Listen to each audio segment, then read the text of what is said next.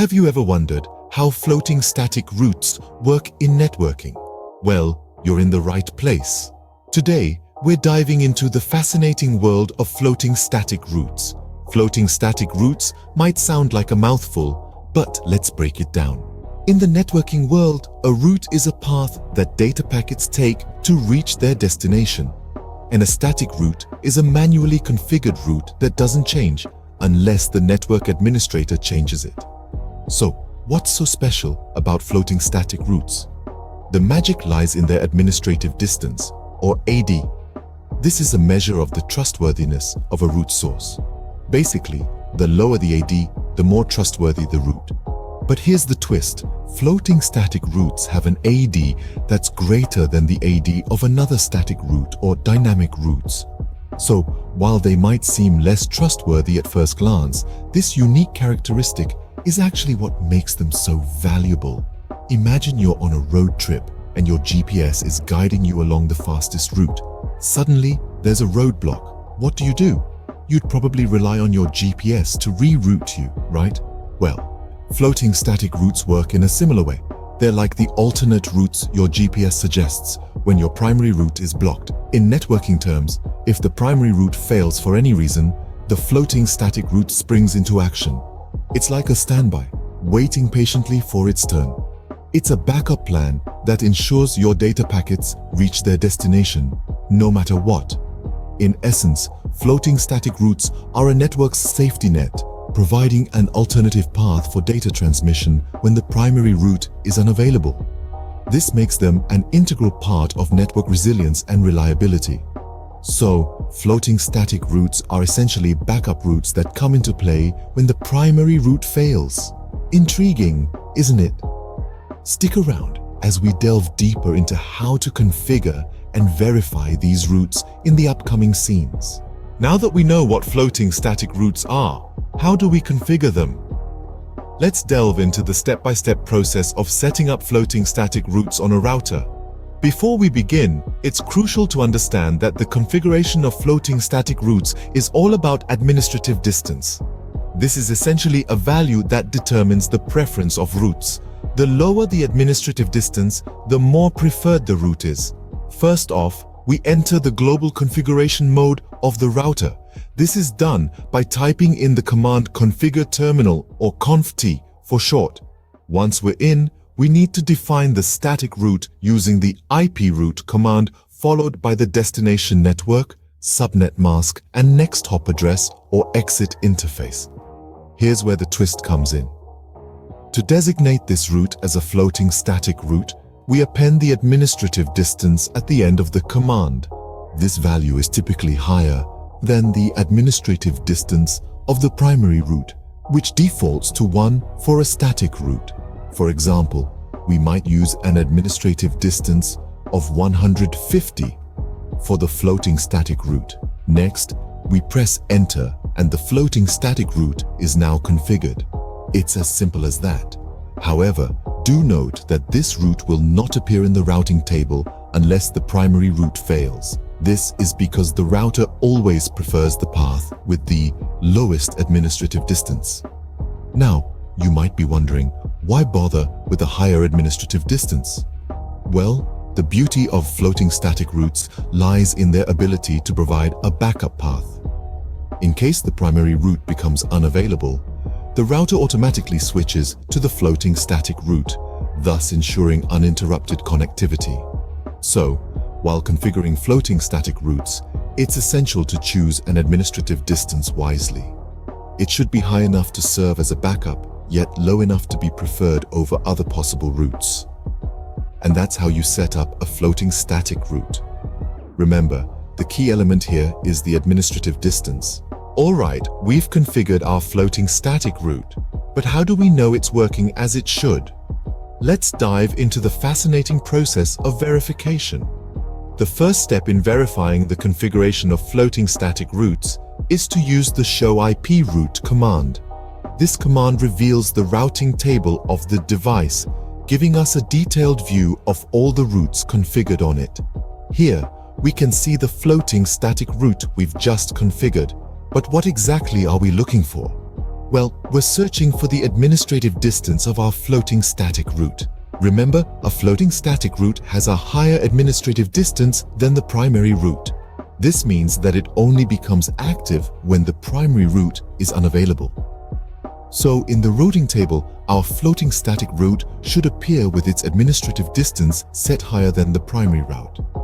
Next, we need to identify which route is currently active. This is where the show IP route command comes in handy again. The active route is the one currently used to forward traffic. If our primary route is functioning correctly, it should be the active route. But how do we know if our floating static route is ready to take over if needed? For this, we use a failover test. We temporarily disable the primary route and then check the routing table again.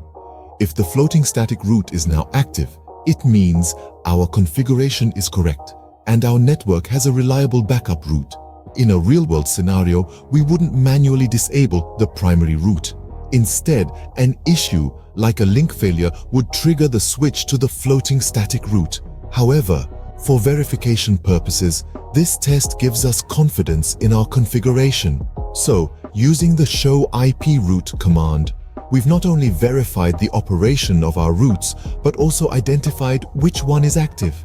We've tested our floating static route's readiness to take over in case of a primary route failure. Verification is crucial to ensure our floating static routes are functioning correctly. And now, we can be sure that ours is. Let's move on to discussing some scenarios where floating static routes can be incredibly useful. So, where would we use these floating static routes in real-world scenarios? Let's dive into that. One of the most common uses for floating static routes is when setting up a backup link for a primary link that might be unstable or more expensive. Imagine you have a primary link that, while generally reliable, occasionally experiences issues. Instead of enduring downtime or data loss when this primary link falters, a floating static route can immediately reroute your traffic through a secondary backup link. This ensures that your network remains operational and efficient even in the face of unexpected disruptions. Floating static routes also come in handy when dealing with scenarios that require cost efficiency. Let's say you have two links, one that's high speed but expensive, and another that's slower but considerably cheaper. In this case, you could use the faster, more expensive link as your primary route and the slower, cheaper one as your backup. By configuring a floating static route, you ensure that the slower link only comes into play when the primary link fails, thereby maintaining optimal performance while keeping costs at a minimum. Another scenario where floating static routes are beneficial is in multi-homed networks. In these networks, where there are multiple paths to a single destination, floating static routes can be used to manage traffic effectively. They allow for the creation of a primary route and one or more backup routes.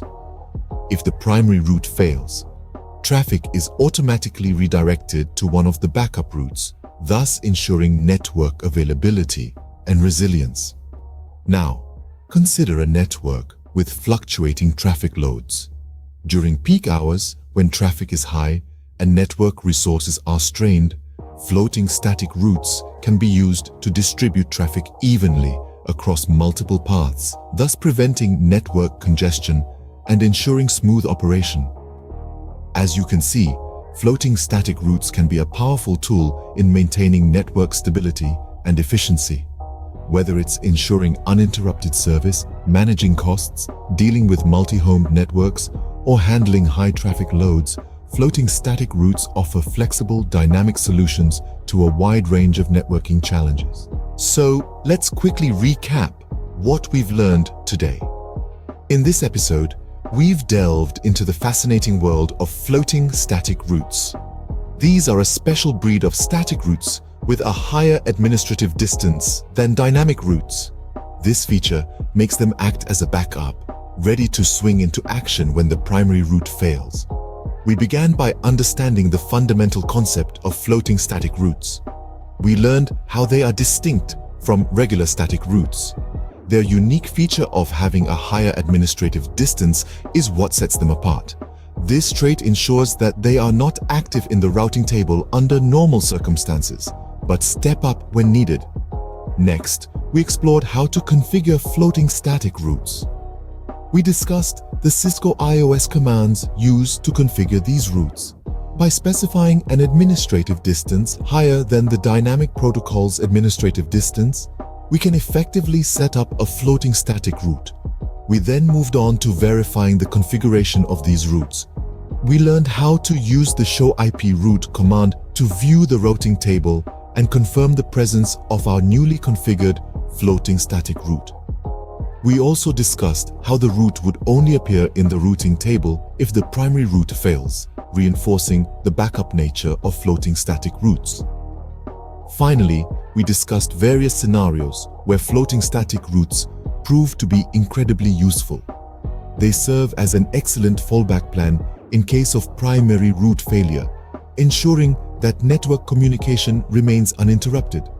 Moreover, they can be used to balance the load in a network, providing a secondary path for data transmission.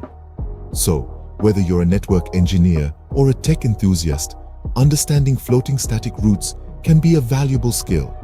It aids in designing robust and resilient network architectures, ensuring efficient network operation even in the face of unforeseen circumstances. And that's all for today's episode on floating static routes. Stay tuned for more insightful episodes on networking concepts right here on Tech Spectrum Pro.